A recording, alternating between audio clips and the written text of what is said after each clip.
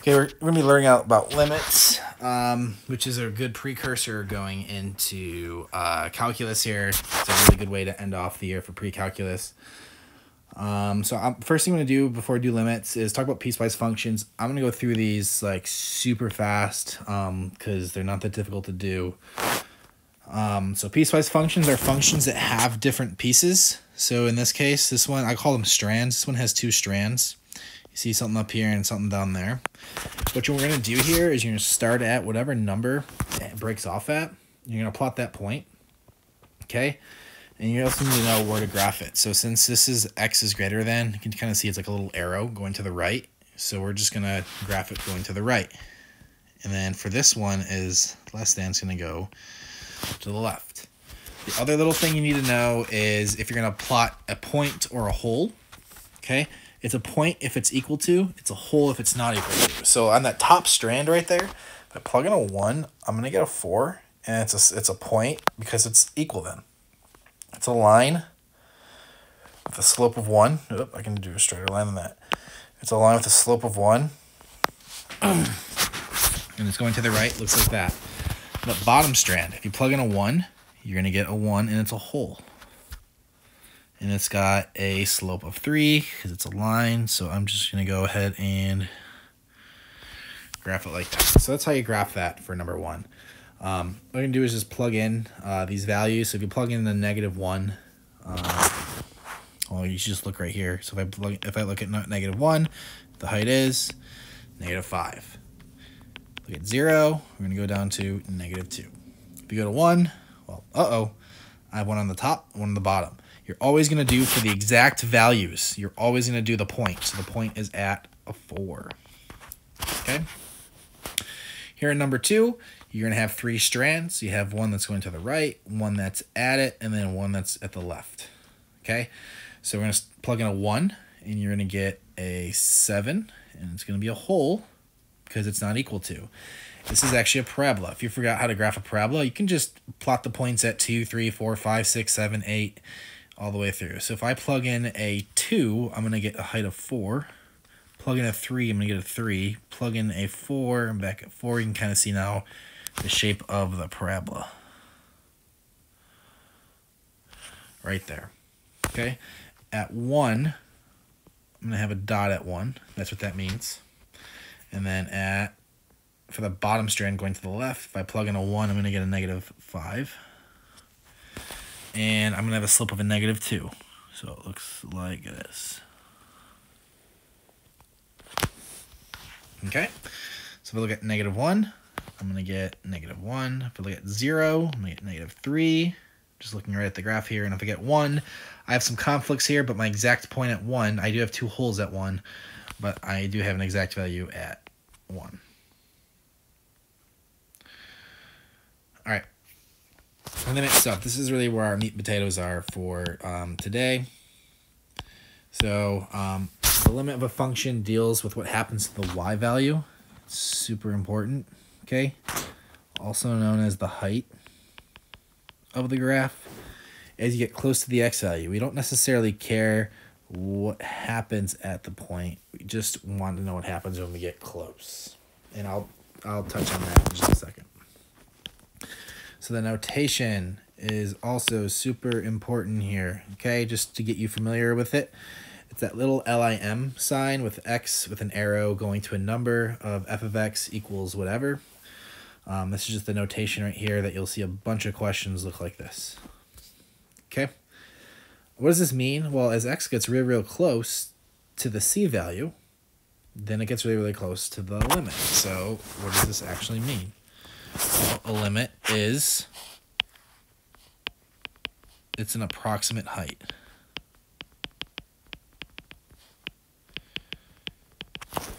Okay. It's a height of what? Well, it could be the height of a point, or it could be the height of a hole, which is more or less what we're going to be seeing. It also doesn't necessarily exist. I'll write it this way, may or may not exist.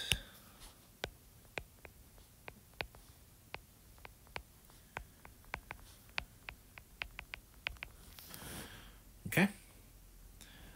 So that's kind of what it says right here, by the way, in the note. It doesn't always exist, and I'll kind of get to that as we go. So a limit is an approximation. Sometimes it's the exact value, or sometimes it deals with a whole. Okay, and that's what we need to know, just at least for today. There's a lot more to do with limits, but for what we're doing today, that's all we really need to know. So for these examples right here, it says to graph it using a calculator. I do not have access to a calculator on this program, so I'm just going to graph everything for you. So for number 1, that's just a very skinny parabola. Okay. So out here at 4, that height is going to be 48. Okay. So the limit, as we approach 4, that's actually an exact value. So it's the first one. It could be the height of a point. So it's going to be the height of this point, which is going to be 48. Algebraically, you could have just plugged it in. 3 times 4 squared.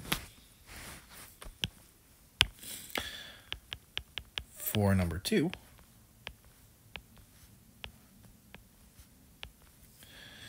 this graph is just a line. The slope of 1 goes through the y-intercept of 3. And at 3, I'm going to have a height of 6. This one's also no big deal. Just plug it in, you're going to get 6. Here's the motto here. If there's no holes, there's no problems. Limits can be super simple like that. If there are no holes, there are no issues whatsoever with this. Okay? So what do you think is going to happen in number 3? You guessed it. There's going to be some holes.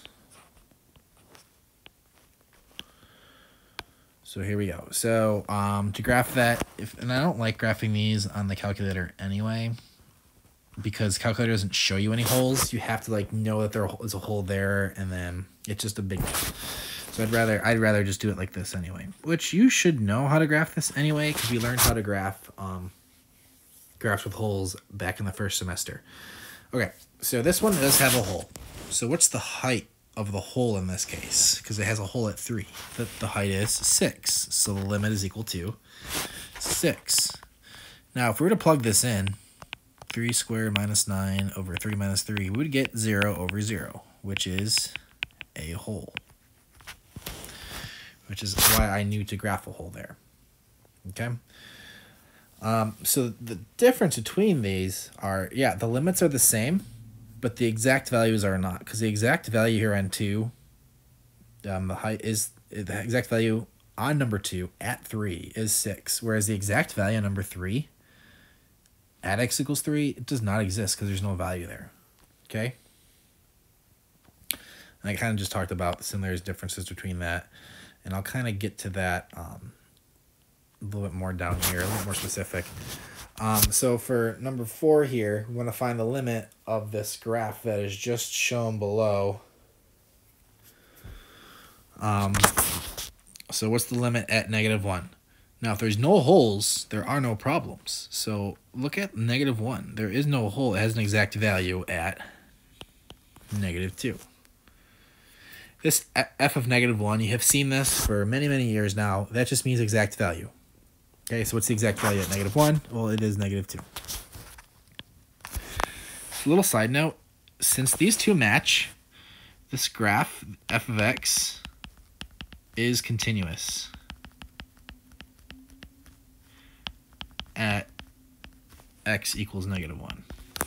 So that's a little side note right there, that if those two values match, then it's continuous, which makes sense because there's nothing weird going on there. Number 5, though, we're going to have some weird business going on. So we have a hole at 3, so what's the height of that hole to find that limit value? It's going to be 2. What's the exact value at 3? Well, there is no dot anywhere at 3 if you're looking. up and down there is no dot. So this is actually undefined.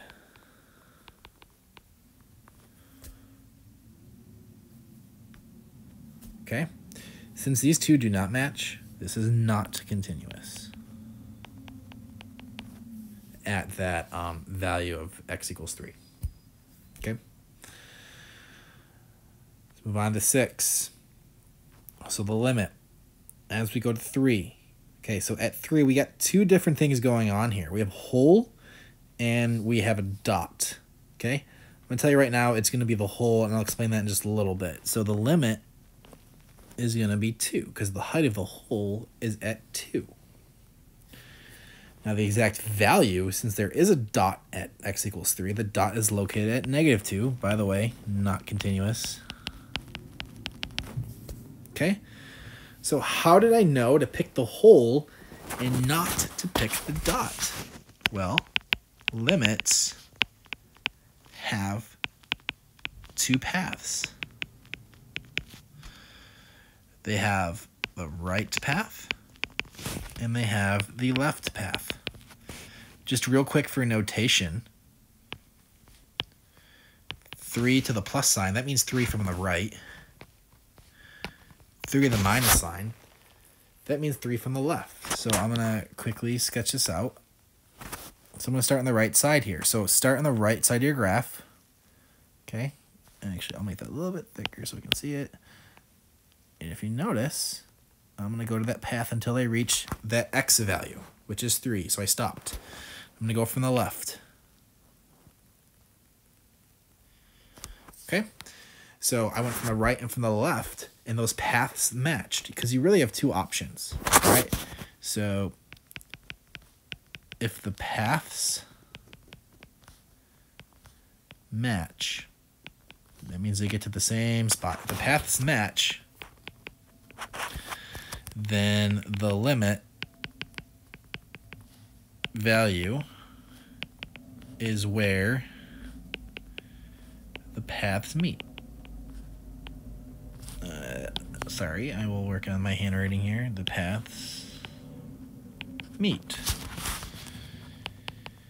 If the paths do not match, then, I'm sorry, I know my handwriting is terrible. I'll fix it in a second. Then the limit does not exist, and I'll talk about that in the next example. Okay.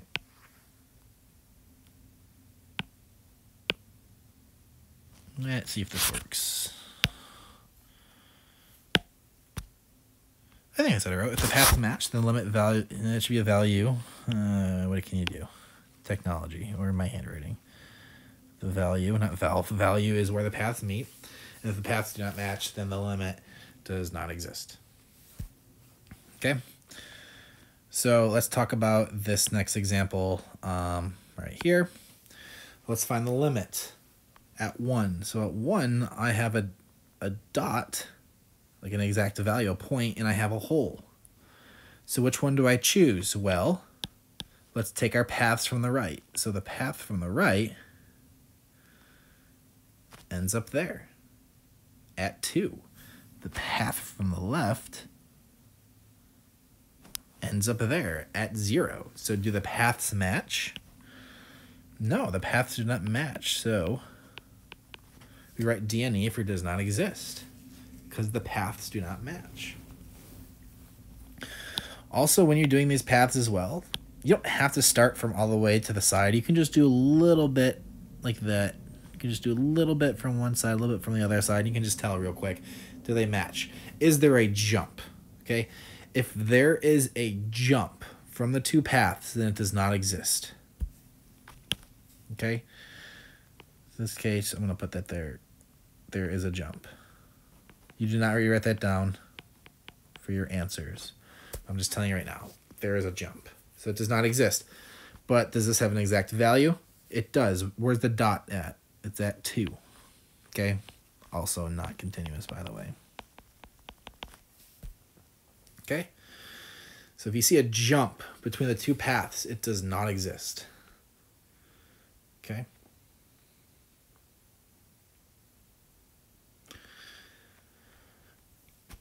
All right, so for number 8, real quickly, why don't you try 8 on your own? So pause the video.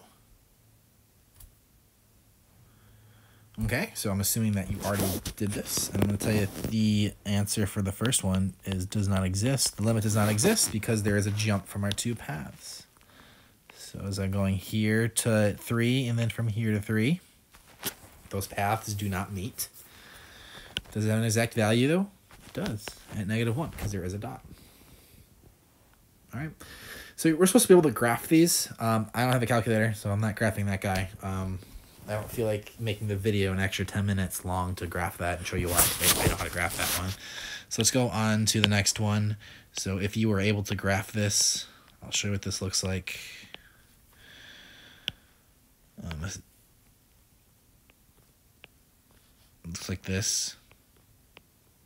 Okay. So do these paths meet from the left and from the right? And don't be too bogged down if you're like, how did he graph that? It's just, I've done this before. You can use a calculator. So do these paths meet? No, they do not meet. So this does not exist. Okay. The next one, if you want to use your calculator, you always can to graph these. The next one, if you are graphing this, it's going to be a horizontal asymptote at 0. Vertical asymptote 0 in our graphs. We're going to go like this. So now there are 2 more scenarios that are kind of weird, and we're going to talk about them on 11 and 12. So if you notice right here, my 2 paths, do they meet? And you can argue either way. I can see people saying no. I can see people saying yes. Do these 2 paths meet? They're actually both going to go up and up and up to approach what number? They're actually going to approach infinity because they're the same direction. Okay, so we would say that the limit approaches infinity. Now, technically, since there is not a number, since we're unable to put a number right there, this does not exist. But we always put infinity because it is more exact. Actually, I'll undo that because it looks like I don't want that answer. Infinity is more exact, so that's why we put infinity. Technically, it does not exist. You'll never get a multiple choice question ever where these are 2 different choices, okay? So just be aware of that. So you can always put infinity, please, but just please do take note. And it says it right down here about your textbook. It says that it actually does not exist, but that doesn't help us know what's going on with the graph. So that's why we put infinity, okay? And then the last special little situation is, again, if you don't know how to graph it, not a big deal. Use your graphing calculator because, quite frankly, I don't think you would know how to graph this otherwise. So this is just going to be a crazy thing going out here. And this is going to be a crazy thing, and then goes out there. Okay, so this is what number 12 looks like. Now, looking at my drawing, it actually is somewhat accurate, believe it or not. Can you tell what the limit is at 0? Well, is it up here? Is it down there? Is it 0? We don't really know, so we say it does not exist. Because it's changing from up and down, up and down, up and down, this is oscillating. Let's see if I can spell it right. So if you're ever at a location where it's oscillating, then we say that the limit does not exist. Okay? All right. So bottom line is that most functions are continuous, and you can substitute the number right into the function. Okay? So again, no holes, no problem. So if you're doing this algebraically, you can just directly plug in the number. Okay? So here for 13, well, if we're finding the limit of 7, not a function, just a 7, there is no x value to plug into, so the answer is just 7. Okay? 7's a horizontal line at 7, and no matter what number we plug in, we're going to get a 7. So for 14, you have a 2. If we plug in a 2 at 2, we still get a 2 because there's no x value. 15. if we plug in a 3, we're going to get a 7. For 16, we plug in a 2, we're going to get a -3. For 17, if we plug in a 3, we're going to get -15. You're probably saying to yourself, it can't be this easy. Well, it is, because there are no holes. No holes, no problems. Plug in a 6, you're going to get a 3. Plug in a 3 here, you're going to get, I can't do math, 45. For 20, you're going to plug in a 2.